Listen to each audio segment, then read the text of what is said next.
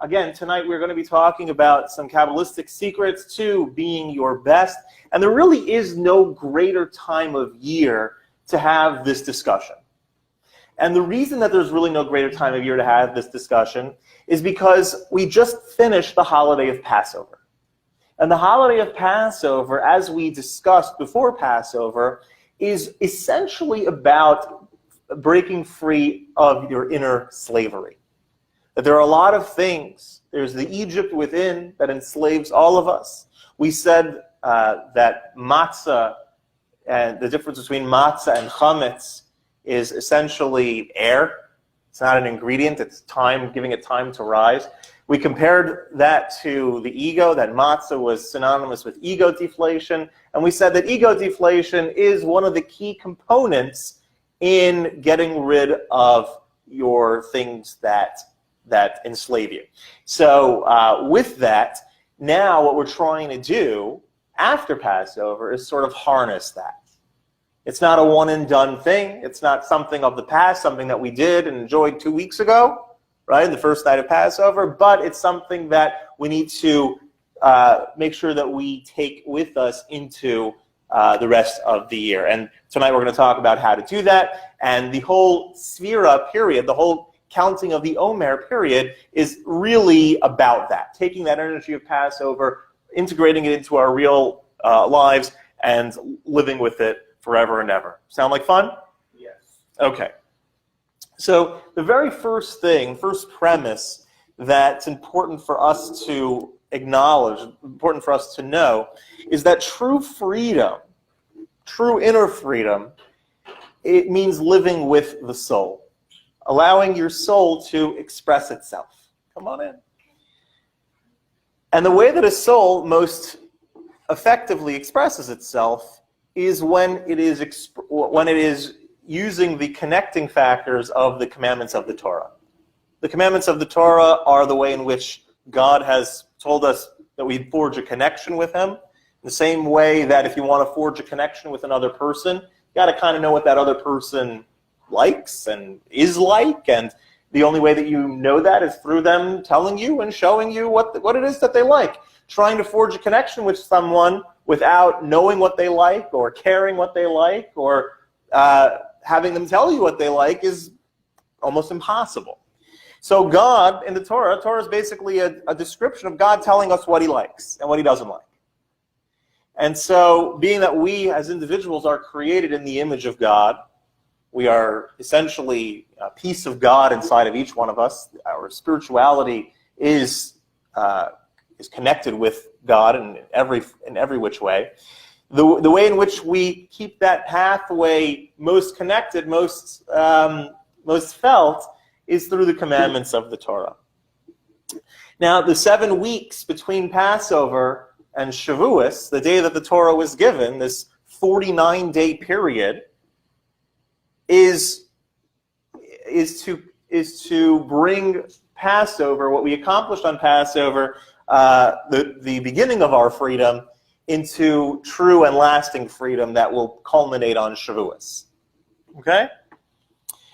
The idea is kind of like Passover represents physical freedom, and the culmination of Shavuos, we culminate with all of our spiritual freedom. Passover marks when we geographically left the geographic place of Egypt and begin the journey of spiritual leaving our Egypt. And this period in between, it carries that out, ingrains it, inculcates it into our system. So a person who lives a life that's predicated on Torah and Torah study removes the anguish of exile and day-to-day life. Now, how could we say that someone who's subjected to so many quote-unquote do's and don'ts in the Torah, how can we say that that person is liberated? That's the person that's liberated, the one who's subjecting themselves to Torah, the one who's obeying all those do's and don'ts, right? That's liberation, that's freedom. So first of all, looking at the Torah as a series of do's and don'ts is kind of an immature look. It's a juvenile look at the dynamic between us and God. The Torah is not only a book of do's and don'ts. Okay? The Torah is instead our prescription. It is the prescription for a healthy soul, right? Allowing ideal soul expression. When we enumerate the number of commandments in the Torah, we have 613. 613 commandments seems like an awful lot of do's and don'ts, an awful lot of things. If we see it as that, it will look like and feel like a ball and chain in our life. Yet, an interesting thing is that many of the recent Gallup polls, in fact, every Gallup poll that has been taken in the last 10 years shows that religiously oriented people or spiritually oriented people tend to be happier and have better well-being than their non-religious or non-spiritual counterparts. And many of those have showed Jews on the top. So you'd think that religiously minded Jews, but we have to get rid of our juvenile look, that it's not just a bunch of do's and don'ts, it's not just a ball and chain, that it's instead 613 opportunities in which we can connect with God. That God wants to connect with us so much and wants us to express ourselves so much and be that in tune and in sync with Him so much that we are given so many commandments and so many opportunities in which we can connect. Mankind, we as a people, are ingrained as well, aside from that essential goodness of that piece of God within us, we are ingrained with ideal tendencies that drive us towards good. We have a conscience. We want to do good things. We want to accomplish. We want to improve. That's something that is uniquely human. Now, the innermost desire of a person, from a Torah perspective, is good, right? That we want to be good. We want the right thing. We want to pursue righteousness. We want to do good things. When we go in the direction of wanting to do not right things, that's from other influences. Not our most essential self, not our soul self, but that could be from our biological self, our genetic self, our nurtured self, habits that we've learned from others, right? So nature and nurture play a strong role in shaping our personality, but on an essential level, deep down, if you peel away all the layers of the onion and get to the core of the person, what you find is someone who essentially wants to do the right thing. There's just some confusion as time goes by as to what the right thing is. One of the interesting ways in which we see that expressed in Jewish law, it's an interesting fun fact, it says that in the laws of divorce, so when a situation arises and the husband is meant to give a divorce paper to his wife, the legalese of the way that it's written is that in the ceremony that the man gives the paper to the woman. Now, when he gives it, it has to be willful. He has to want to give it. It can't be begrudgingly. It can't be coerced. It has to be he wants to do it. So let's say he decides, you know what? I'm going to be a jerk. I'm not going to give it. I know that in other words, I'm going to keep her locked in. I'm not going to go through the ceremony of it. And I'm not going to write the divorce paper. And she's going to be trapped. He's allowed to be coerced, even physically. Until he says, okay, I want. Now the question is, this apparent compulsion, right, forcing him, even physically, making him do it, until he says, I want, that seems like you're kind of forcing him, right? He's only saying, I want, because, you got him in a headlock. And the idea is that we assume that deep down, really he wants to adhere to the Torah, is only compelled by his evil inclination to withhold giving the paper, and that's what's holding him back. So you're beating up his Yetzer Hara, and deep down he wanted to do it anyway. But that goes to show that from a Jewish perspective, from a Torah perspective, we look at a person as essentially good. That deep down a person really does want to do the right thing. Mankind is made in the image of God. Torah says right at the beginning of the Bible that humankind is created in the image of God. A very strong statement, very powerful statement when we think about what that means, that we are partners with the Creator in making this world into a place that expresses the Creator. So the deepest desire of the human soul is to express that essence. At the end of the day, don't we all just want to have someone understand us, to express ourselves? Some of the times where we feel most happy and most satisfied are opportunities where we get to express ourselves. If it's expression creatively, through art or music, through writing. Sometimes it's just the matter of feeling that you were heard. Is there ever a moment where we feel better than when we really feel like we've expressed ourselves? And so ultimately the soul, from a very deep place within us, ultimately what the soul wants is to express itself, to express that godly connection, its desire to do good. So living in accordance with God's will is the truest and most gratifying expression of the soul. We say that all of existence, the Jewish mystics teach that all of existence is merely an expression of God's will. Everything that we see, touch, feel, everything is an expression of God's will. And when a person obeys the divine will on their own volition, we fit ourselves into the pattern of creation as a whole. The only reason that we ever do anything wrong is because the Talmud says a spirit of folly enters into us. That doesn't mean some evil demon comes in, it's this evil spirit of folly that comes and possesses us and we do the wrong thing. That's not what it's talking about. Spirit of folly means that I don't think that anything will change in my connection with God if I'm going to do this thing.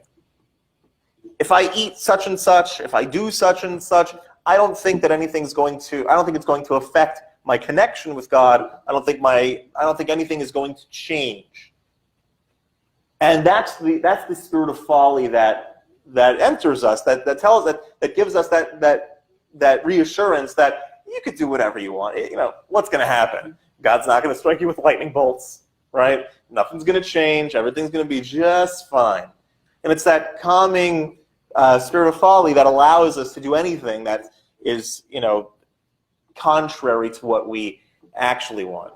One of the main things that we see, anyone who deals with people in mental health, and even those who do not deal with people in mental health, but just from knowing people just knowing individuals, one of the things that we'll notice about others and we'll notice about ourselves as well is that the one who tends to get in our way the most is us.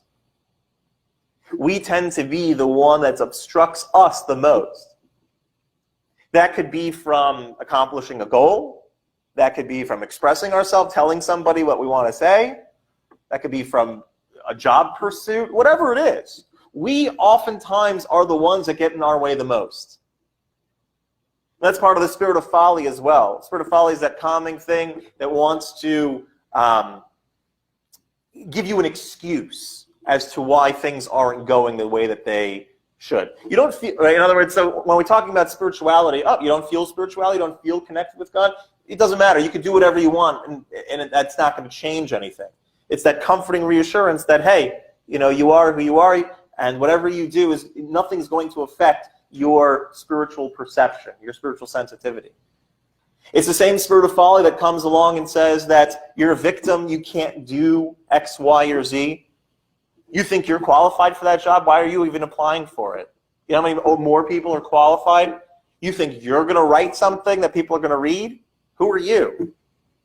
You think you're going to make a piece of artwork? You're going to make a piece of music? You think you're going to give a speech? Who are you?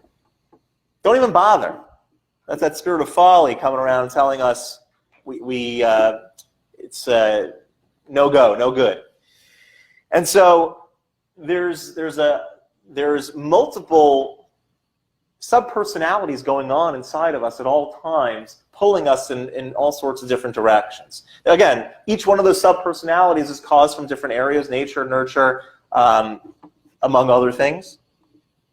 And our deepest self, our truest self, our poor little soul trapped down inside, piece of God in a bod. Right? You like that? Piece of God in a bod? That's what we are? Piece of God in a bod, deep down, is being pulled in many directions by multiple sub-personalities. Ego, self-doubt, animal tendencies.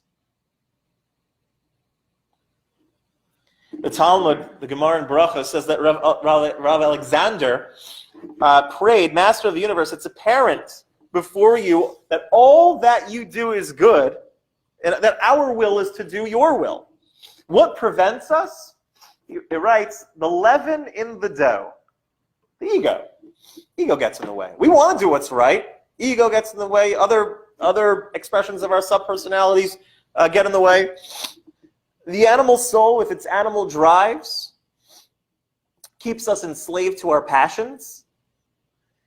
Rav Kook, very famous scholar from the 20th century, says repentance, returning to the self, returning to the soul, is the most healthy sensation that the soul can experience. It's the greatest natural pleasure, and only such a person can truly be called free.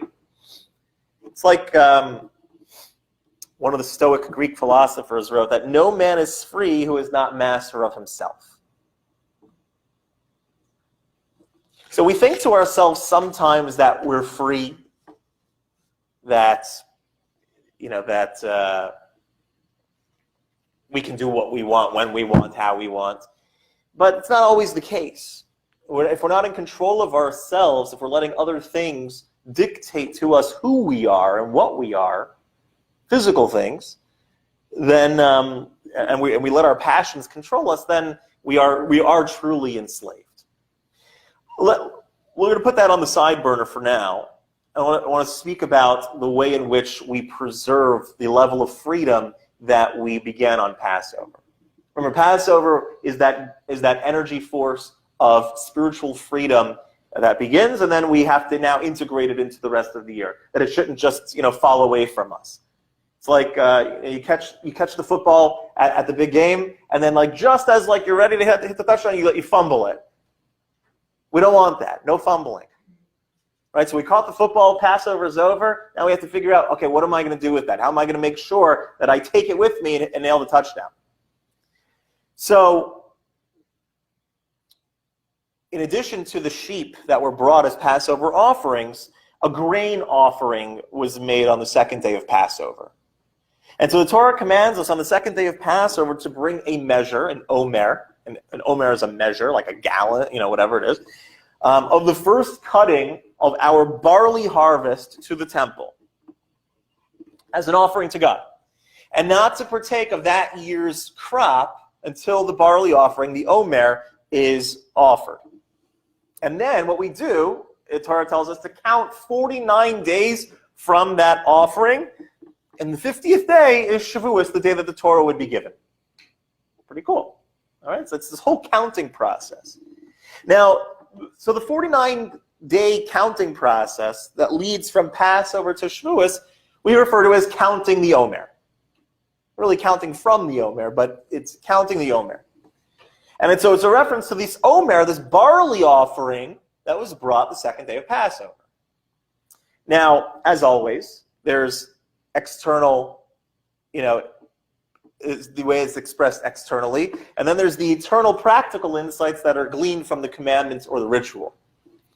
So first thing to glean from it, barley. Barley in Torah lexicon is considered animal food, animal fodder. Wheat is considered the ideal human food. Barley is considered animal fodder. That's what it's considered.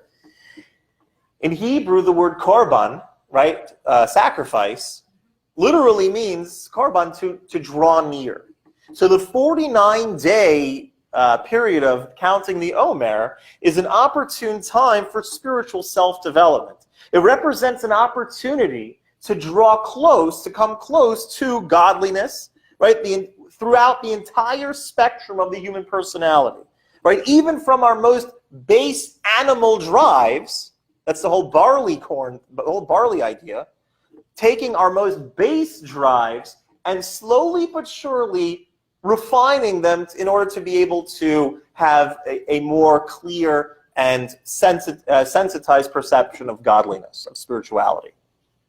So each one of us really contains a whole broad range of emotional characteristics, right? We have emotional aspects, we have base animalistic tendencies, right? Most of us would agree that a barley offering is probably pretty fitting. We're trying to deal with the animal within. Barley offering, we can see the animal within us. We see those times where our base drives kick in, when those are the things that are our guiding force in a particular situation in our life. And so the animalistic appetites for physical pleasure and expressions of the ego must be controlled and tamed by connecting them to the divine. These animal tendencies aren't evil, aren't bad, they just need to be guided. It's like you have a raging bull, right? When you put the yoke on the bull, he can plow the field with even more strength than the human being could alone. So it's a matter of taming the energy, taming the animal within, all of the passion and all of the fervor that we have, and just directing it in the proper path. An animal's kind of like a gas pedal. An animal goes according to whatever its tendencies are, whatever its drives are. When it's time to eat, it goes. When it's time to sleep, it goes. When it's time to do it goes. It bases itself on its natural tendencies. It's like just hitting the gas. So the human being has to take the gas, but also recognize that there's a steering wheel that has to point it in the right direction, and that's how you have a balance. If you're just a steering wheel and you have no drive, you're not going anywhere. And if you just have a drive and no steering wheel, you're going somewhere, but it's going to end up destructive.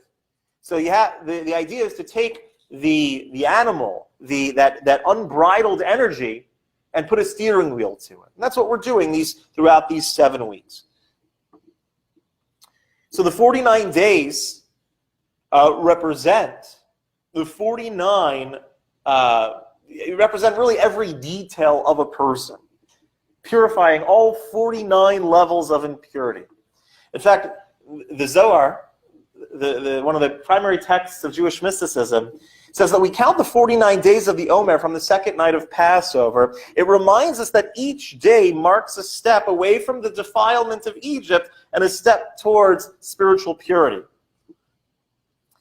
So, again, the days from Passover until Shavuos are kind of like one giant Chol HaMoed period, where it's basically all part of one continuous story, right? There's a beginning, middle, and the end culmination is Shavuos.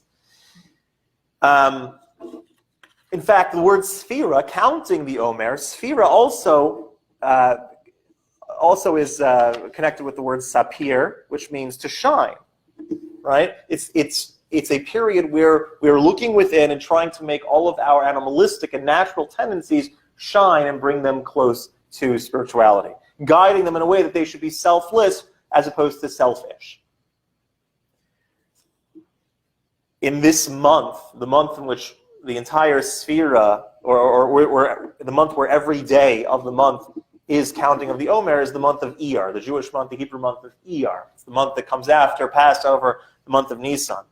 The astrological sign for Iyar is Taurus. Taurus is the zodiac sign for the month of Iyar. And just like an actual bull, the astrological symbol of the month seeks individuality and isolation. Iyar, the month of Sfiras Omer, Iyar is the month that's set aside for introspection and self-development through the counting of the Omer in preparation for receiving the Torah. The month of Nisan, Passover, is represented by the zodiac sign Aries, the ram or the lamb. Now, Nisan, Aries, the lamb has no demands made upon it by the shepherd. Likewise, it says when the Jewish people were taken out of Egypt, it was through the kindness of God, unconditional love, a period of grace, like a grace period. Now, following the sheep of Nisan, right, the Aries of Nisan, comes the bull of Iyar, the Taurus, where a person has to cultivate the attributes, right, of strength and restraint. He has to be steadfast and stubborn in achieving his goal of refinement before we receive the Torah. And it becomes like a bull that is cultivated to carry the yoke of its master. That's why this whole period lines up at the time that it does. One of the trends that we've seen that throughout the Jewish calendar, they all line up with the zodiac sign of that particular time of year. And so you find, for example, Libra, the scales of justice, is the month of Tishrei, where Rosh Hashanah and Kippur fall, which is the month of divine judgment. We've mentioned many in the past, but this is why the month of Iyar is connected with the bull.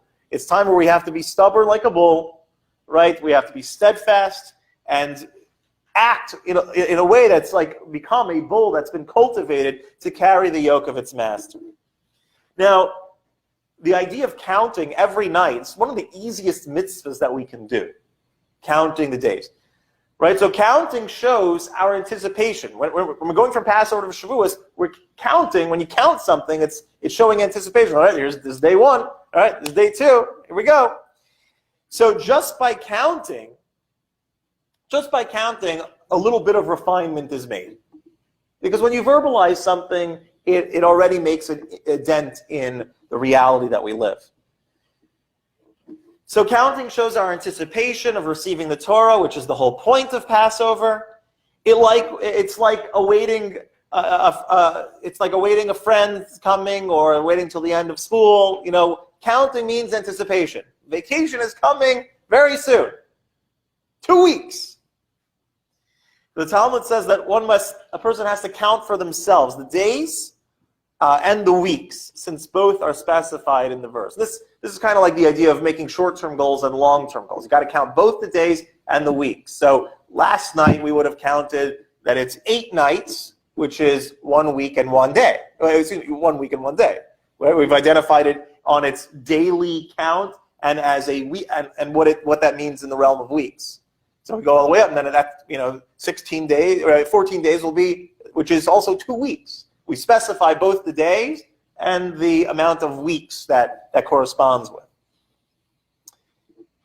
Okay.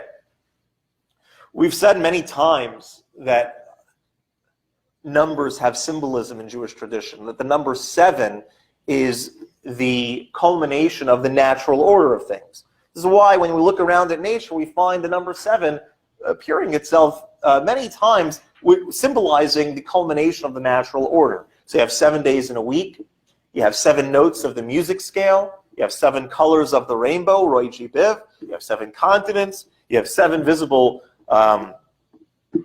planets that are 7 visible celestial objects outside of the Earth. 7 is a number that you constantly find expressing the culmination of the natural order of things. So 49, right? 49 days between Passover and Shavuos, 7 weeks, 49.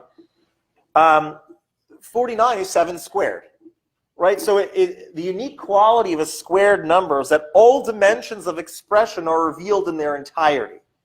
It represents the quintessence of something. 49 represents the quintessence of something in this world. All that can be quantifiable in the physical realm is symbolized by the number 49 in Jewish mysticism. We're taught that there's 49 gates of understanding, right? In other words, that's the entirety of everything you could possibly understand as a human being with the human mind. It says that Moses reached the level of 49 gates of understanding. But 49 symbolizes the quintessence of something in the physical world. It also symbolizes the quintessence of something in the spiritual realms as well. So the number 49 can characterize either measures for good or measures for bad. There are 49 curses read in the Torah before Shavuos. There are 49 gates of impurity that the Jewish people were steeped upon, meaning they reached the quintessence of impurity. And so the goal of counting the 49 days of the Omer is to achieve 49 levels of refinement, the quintessence of refinement, getting us out of the defilement that we had when we were stuck in Egypt. So far, so good?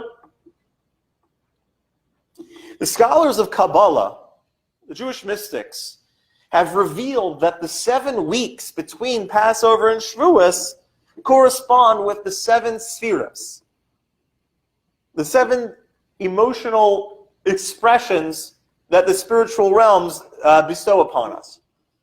Right? God's vehicles through that in which God guides the world, and the way in which man serves God are expressed primarily in 7 emotional expressions. Okay, let's talk about what those are. What we're meant to do each week is to focus on one of those 7 attributes. So each of the 7 attributes can be expressed in either a godly way, a selfless way, or it can be in a self-centered way. It's the same trait, just one is reflective on me and it's about me, and one is it's selfless, it's about another person or the world. So let's take, for example, the very first trait is called chesed, kindness, sometimes translated as love. So the way in which a person shows kindness, shows love towards another, might be through a hug, kiss, words, a gift, whatever it is, generosity, say, giving to another. The idea of giving, unbridled giving, is the idea of chesed, kindness. Now, love, when it's expressed selfishly, is expressed as lust. When it's about me and it's not about the other, love can be expressed, and it's the same. It could be the same gift. It's the same flowers, it's the same words, it's the same, but one's about me and it's an expression of lust, and one is about the other and an expression of love. How am I going to reveal that attribute of chesed? Is it going to be in a true kindness way, a selfless way, or is it going to be about me? Well, that's something that we decide at every moment of our day. In different situations, call for different things. We told the story, remember, of the king who loves fish? The king's ministers go out, they catch a big tuna, and all the ministers are like, wow, what a great, this is wonderful. The king loves fish, he's going to be so excited. And so the tuna, who is disoriented, and all of a sudden is like, oh, well, okay, maybe the king loves fish. I mean, maybe things are good. And as they go back to the palace and they walk into the palace, all the guards were standing outside like, whoa, look at the size of that fish, and the king loves fish. And so the fish is getting even more happy and more excited. And as they're walking down the hall, all the guards are saying, wow, look at the size of that fish. The king loves fish. And the fish couldn't be more excited. And as the fish goes on the platter in the kitchen, and the chef lifts up his cleaver, the fish thinks to himself, the king doesn't love fish, the king loves himself. Himself. He likes the way fish make him feel. He doesn't love fish. You love fish, why are you eating it? So it's like my kids say, if you love it, why don't you marry it? Right? So when it comes to love, that same trait of kindness, of love, of chesed, can either be expressed in a selfish way or a selfless way. And so the idea that we're trying for during the week of chesed, which was last week, is to try to think to ourselves in our daily life, motivating ourselves to move more towards selfless kindness than selfish kindness, much more towards the love than toward the lust, especially in our relationships with other people, not necessarily with fish, but in our relationship with other people and our relationship with the world and God. The second week, or the second trait, gvura. Gvura is strength. This is real strength is shown by a person who holds back their natural inclinations. If you have a yetzer, right? Someone who has animalistic tendencies, when you're able to hold yourself back from saying that thing that you know you shouldn't say, from doing that thing that you know you shouldn't do, that power, that strength that's necessary to hold oneself back, that's called gvura. That's strength.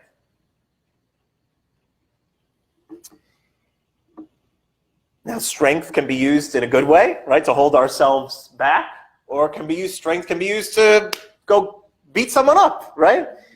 Strength is a neutral character trait, right? It can be used, right, in a selfish way. I'm just going to pound whatever gets in my way, or I'm going to use that energy and tame myself. Choice is ours, how we want to use it. The third trait is called tiferes, literally means beauty, but related to the idea of mercy. Love means that there's something about you that's lovable, therefore I love you.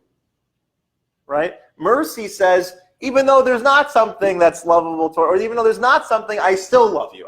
I'm still going to show you affection. Mercy, compassion, that's tiferes. Now again, this is something that is it's not good or bad. It's neutral. It can be, there's good ways of using compassion. There's not good ways of using compassion. The good ways are obvious. The not good ways is if a person has, let's say, compassion for a terrorist. If you have compassion for a terrorist, by default, you're not having compassion on the victims. And so again, where's your compassion? Where are you measuring your compassion? Where is it going? The fourth trait is the idea of netzach, which literally means victory. This is the healthy, in a healthy way, it's those traits that the energy that is aroused through competition. When a person's engaged in healthy competition, powers within us surface that we didn't even know were there. There's a very special strength, a very special energy that comes to the forefront when we are in healthy competition. You might not have run that fast if you weren't running against somebody else. It's through being engaged in the race that makes you get that extra bit of energy to be able to go faster than you would ordinarily. It's an amazing trait. It's a good thing that we have. Right? It makes innovation. It breeds creativity. If somebody has a product, well, I want to make a better product even. Right? And the other person might say back, I want to make a better product. This is good. This is good. That's a good expression of this quality of netzach, of victory. And then there's another one where it's just about winning. Where it doesn't matter by hook or by crook how you win, as long as you win. And then it's not about making yourself better. It's about squashing the other. It's not about rising yourself up. It's about bringing the other one down. It's not a good way to use victory. But again, how do you use it is up to you. The quality itself is not good or bad. You choose whether you're going to use it in a godly way or a selfish way. Right? The next trait is the quality of hod. Hod, which means acknowledgement, is really the quality, inner quality of humility. The quality of humility. It's limiting. There's two ways again that can be expressed. When a person sees themselves as mere dust and ashes. So that could be limiting one's sense of self and form healthy humility. Or it could be limiting one's sense of value and making a person have low self-esteem and feel like they're garbage and worthless. Again, at the end of the day, the trait itself, right, the feeling that you are, to have not such a big sense of self, can be used, again, in a good way or a not good way. In a way that breeds healthy humility, where you look at yourself and you say, you don't have an inflated sense of self. You limit your sense of self, but not your sense of value. Once it penetrates into your sense of value, that's when the problems start. So how am I using it? In a good way or a not good way? Well, choice is yours.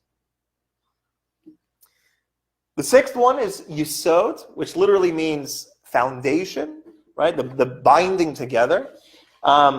It's kind of like communication. Communication can be used, again, to bind people in a very good way or bind people in a very bad way, to do terrible things. Right? Communication can be used to manipulate people, Same words, same mouth, right? No physical coercion. But if you use your words in a way that manipulates people, you're binding to them, right? But that's not a healthy thing that's coming out. The last one, 7, is malchus, kingship or leadership. And the concept of leadership is not really a concept in and of itself. Leadership isn't really its own thing. It's really kind of an expression of the other 6. Someone who has a good balance of kindness, and someone who has a good balance of self-restriction, and of humility, and of compassion. All of the other traits, someone who has all of those, and others want to follow them because of that, that's a good leader. There's no inherent quality of leadership. Leadership itself is nothing. It's a combination of other qualities that make someone a good leader.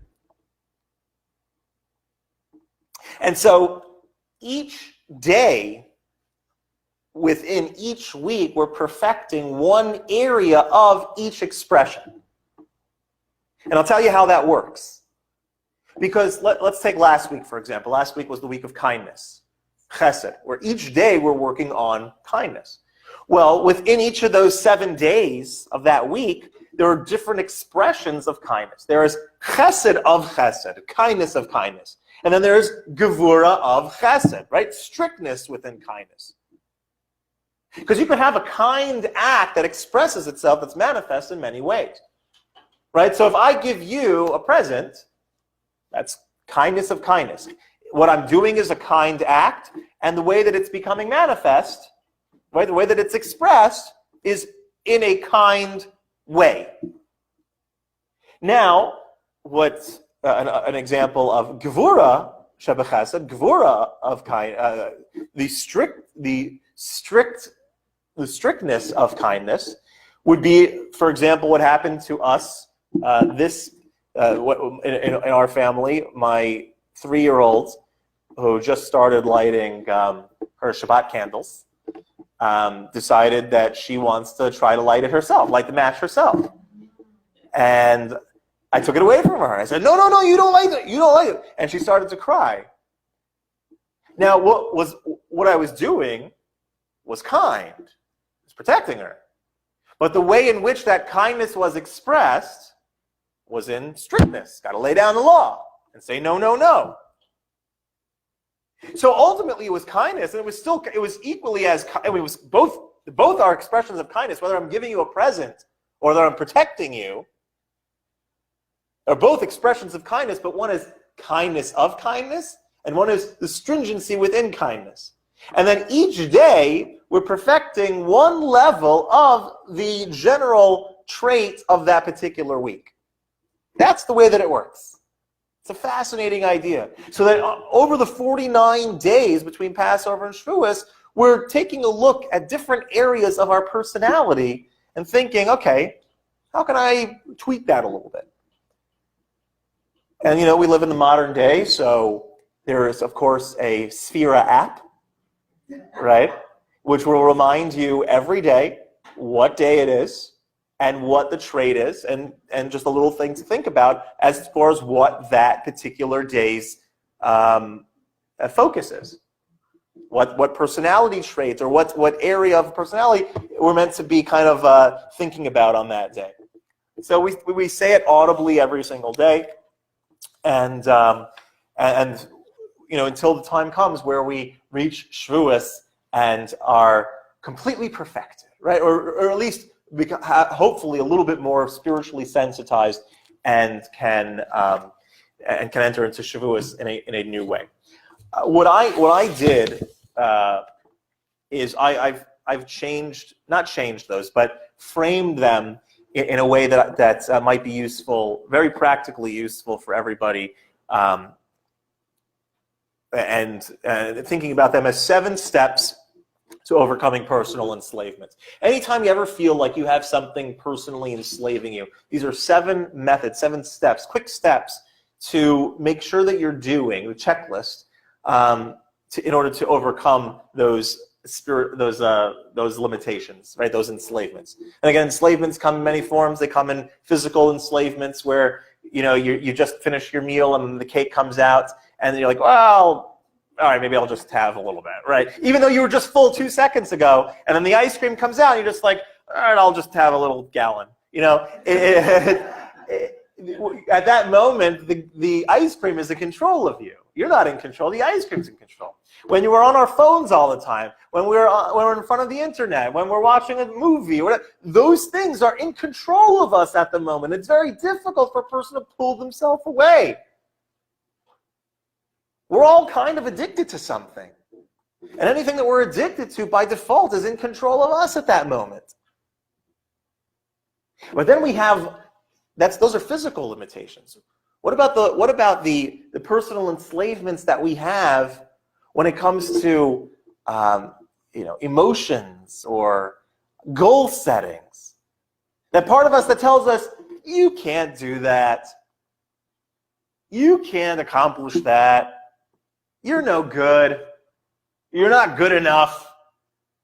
Sometimes those words are spoken by ourselves, and sometimes they come from the people that we're supposed to love the most. Our own family and friends can tell us those very same words. You? They want you? Yeah, thanks. So there's 7 quick, easy steps to make sure that we're doing to overcome any personal enslavement that we might have.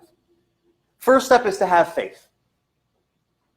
Have faith that God has a plan for you and God's going to help you work things out. Second thing is have a strong support network. Have a strong support network. Whenever you feel like something's personally enslaving you and you're trying to break free of it, have a strong support network. Third, don't only believe in God, believe in yourself. Believe that God believes in you, right? God believes in you. Others, the support system believes in you. You need to believe in you. Number 4, netzach, work hard. Work really hard at what you're doing, right? Do what you can do. Don't waste time feeling sorry for yourself. Take responsibility for where you are, what you are, who you are. Stop feeling like you're owed anything. Work hard. Work at it. Fifth thing is stay positive. Stay positive. No matter how difficult the road ahead looks, stay positive. Like, we're going to do this. I'm going to make this happen. I'm going with this. 6 is be persistent. Be persistent. Never give up. Just keep going. Just keep forging ahead. And the 7th thing, which is kind of like Malchus, which isn't anything in and of itself, but is very key to the equation, is be patient. Learn the art of waiting. Patience isn't anything. It's just waiting. Right? We could have the persistence and we could have the positivity and we could have the energy, and it's still not. Be patient. Be patient. When we count the omer, I'm just going to conclude with this thought. When we count the omer, we count upwards, right? First night of the omer, second night, today's the 3rd, right? Usually, though, when you're excited for something, what do? Count down, right? The countdown. When's the end of school? The countdown's right? It's 2 weeks left, 1 week left, right? It's countdown, not today's the first day, second. Why do we count up? Right? The kids are getting out of school, when we're going on vacation, we count down the days to those things. So counting down, the reason that we don't count down between Passover and Shavuos is because counting down implies that we wish that those days in between would disappear. When you count, the idea of counting down to the last day of school, you're saying, today is 1 week, 6 days left, 1 week, 5 days left, 1 week, 4 days left, right? I wish these days would go away. The omer, though, each day is a treasured opportunity for growth. And so, yes, we are counting towards Shavuos, which is the culmination of everything, but each day in and of itself has value. Also, we count up because life is like a ladder that we're constantly trying to ascend. We're trying to count up to our better selves. Passover is a free gift. Question is, are we going to revert back?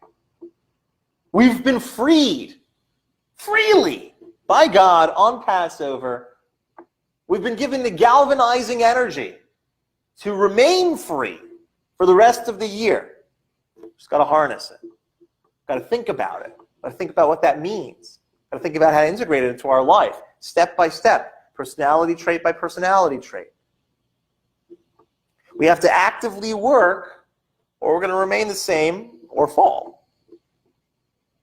Right? We have to engage in what it is that we're doing. A lot of people like to join the gym, right, and think that they're going to get muscles from that, or think they're going to get in shape from joining the gym. Right? Joining the gym doesn't make you strong any more than buying a cookbook doesn't cook you dinner. We have the energy, we have the resources, but now we got to take it apart and actually pour the ingredients and use it. That's what's going to get us to where we need to be. So everyone, I wish everyone a wonderful, godly, and inspiring week.